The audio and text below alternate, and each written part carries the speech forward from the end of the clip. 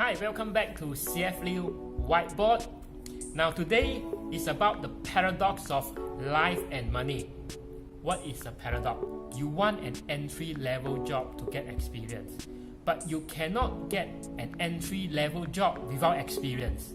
To get good credit history, you must get a credit card and acquire some debts and pay it on time. But you cannot get a credit card without any credit history. You are not able to buy a car without a job. But the job that you're applying for requires you to have a car. You are underqualified for the job you want, but you are overqualified for the job you need. Anyway, I hope you enjoy that paradox of life and money. If you enjoyed that, do give it a like, subscribe, and watch the next lesson or comments below.